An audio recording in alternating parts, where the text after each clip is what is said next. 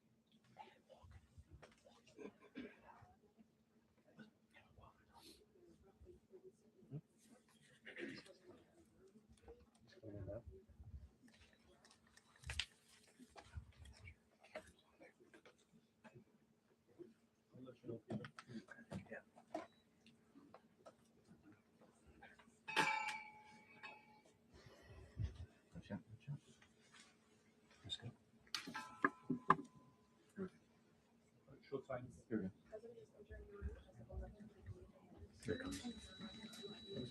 everybody. Mr. President.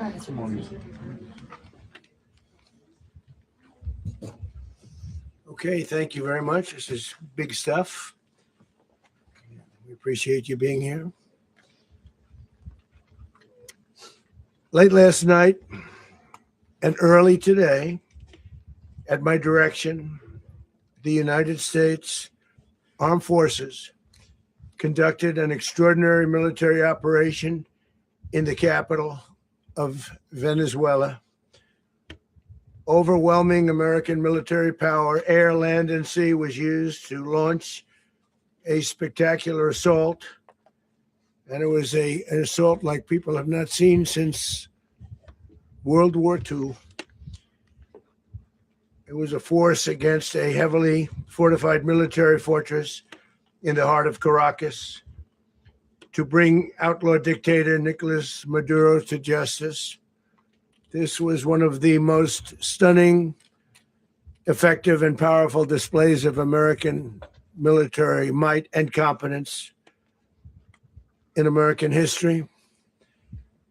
And if you think about it, we've done some other good ones, like the attack on Soleimani,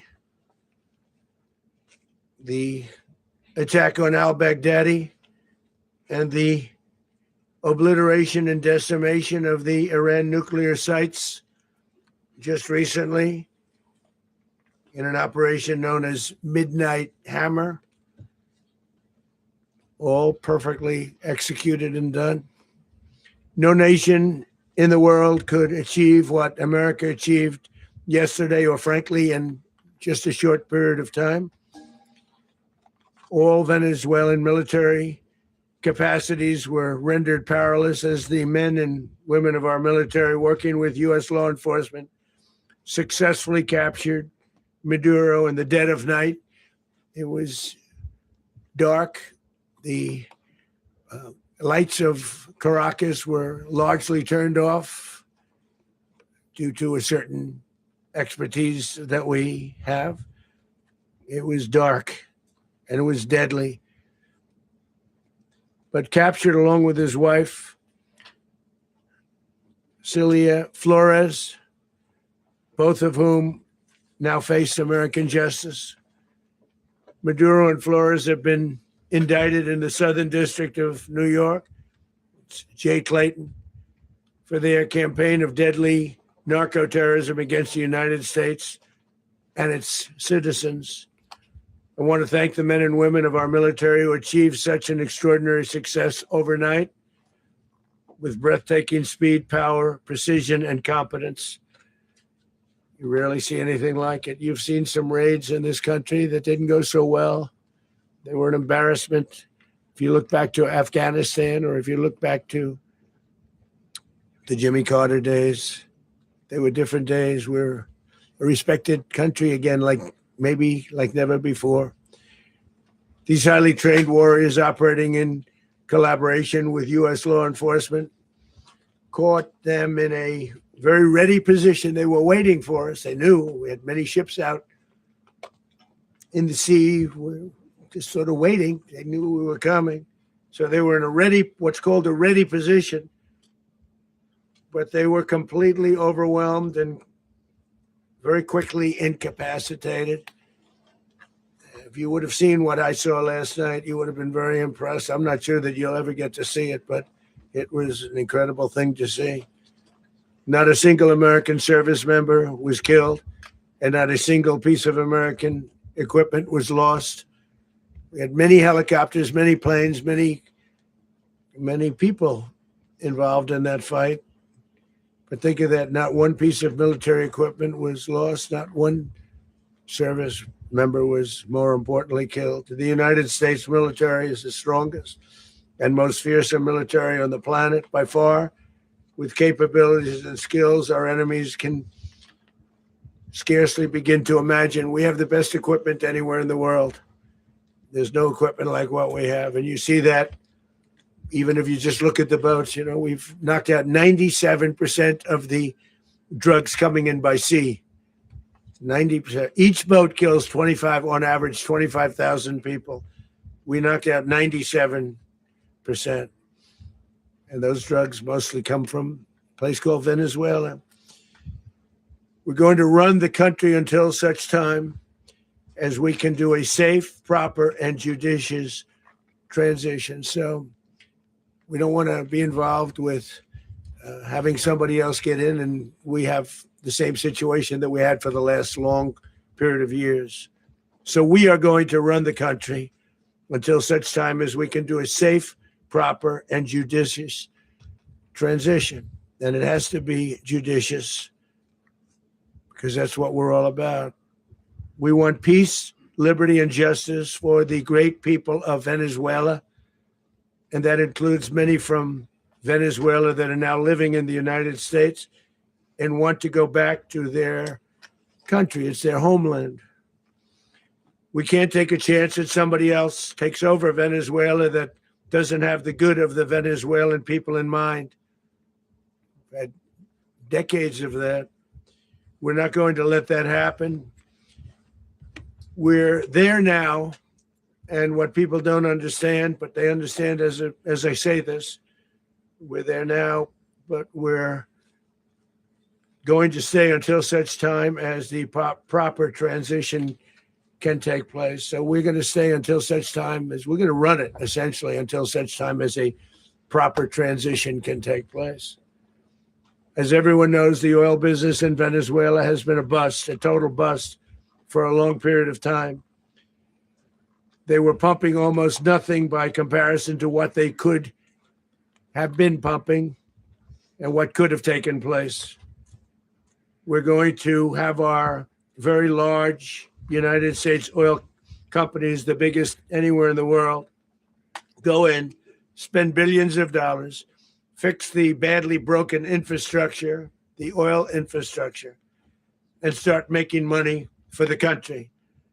And we are ready to stage a second and much larger attack if we need to do so. So we were prepared to do a second wave if we needed to do so. We actually assumed that a second wave would be necessary, but now it's probably not. The first wave, if you'd like to call it that, the first attack was so successful, we probably don't have to do a second, but we're prepared to do a second wave, a much bigger wave, actually. This was pinpoint, but we have a much bigger wave that probably won't have to do.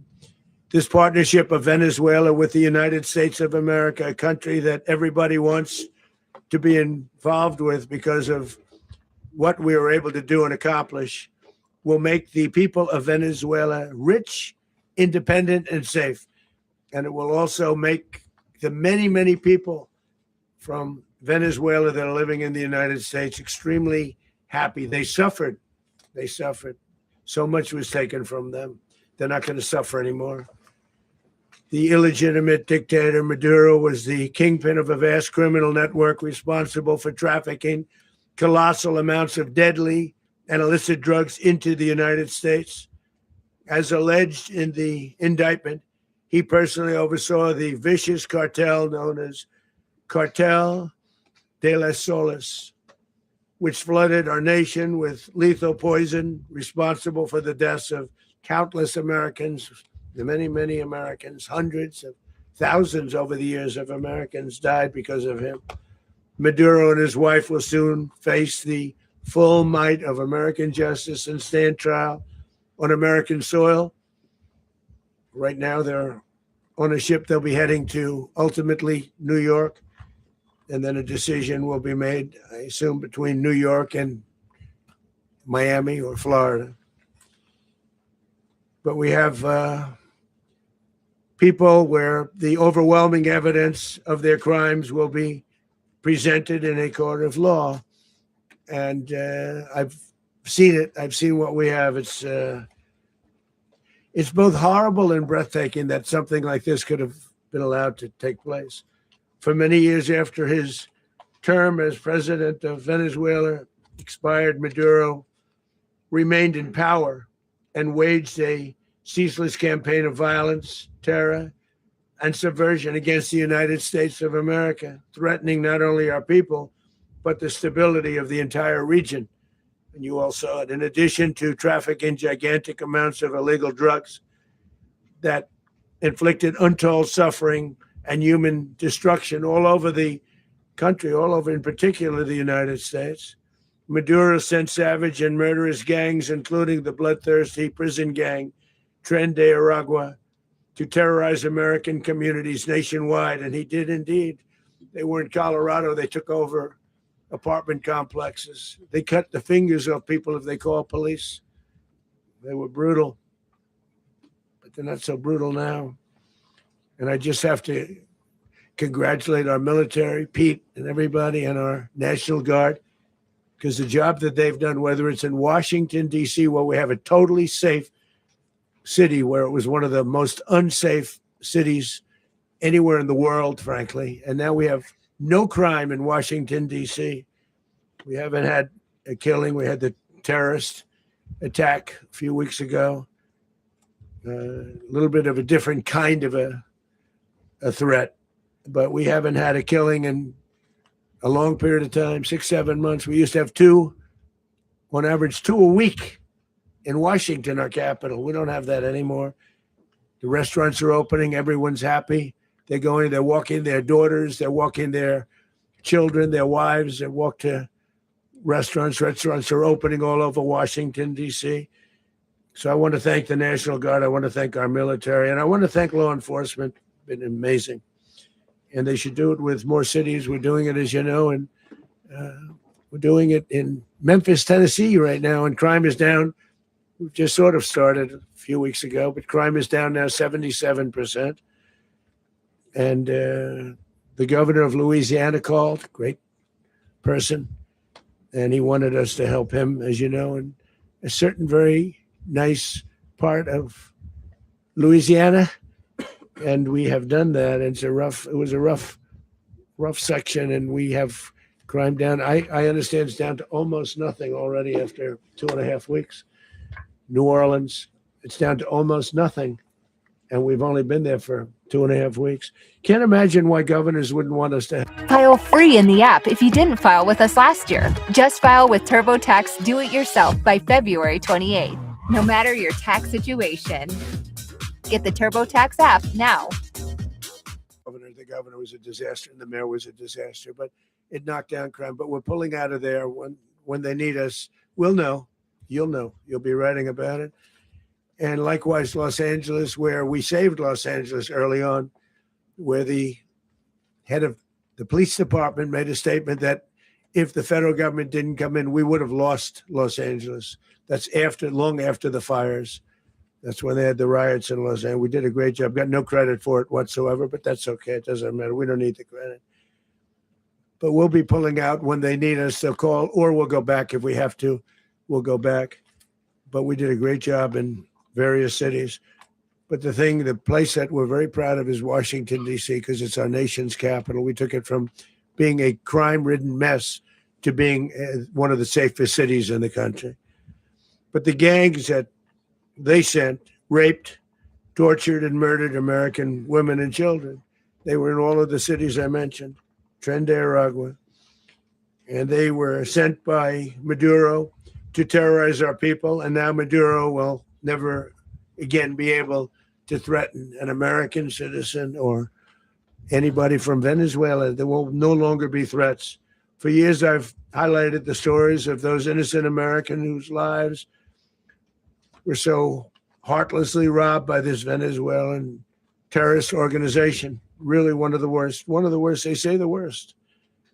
Americans like 12-year-old Jocelyn Nungary from Houston. Beautiful Jocelyn Nungary. What happened to her? They, as you know, they kidnapped, assaulted, and murdered by Tren de Aragua animals. They murdered Jocelyn and left her dead under the bridge. There was a bridge that will never be the same to so many people after seeing what happened. As I've said many times, the Maduro regime emptied out their prisons, sent their worst and most violent monsters into the United States, to steal American lives. And they came from mental institutions and insane asylums. They came from prisons and jails. The reason I say both, they sound similar. Actually, prisons, a little bit more hostile, a little bit tougher. A mental institution isn't as tough as an insane asylum, but we got them both. They sent from their mental institutions. They sent from their jails, prisons. They were drug dealers.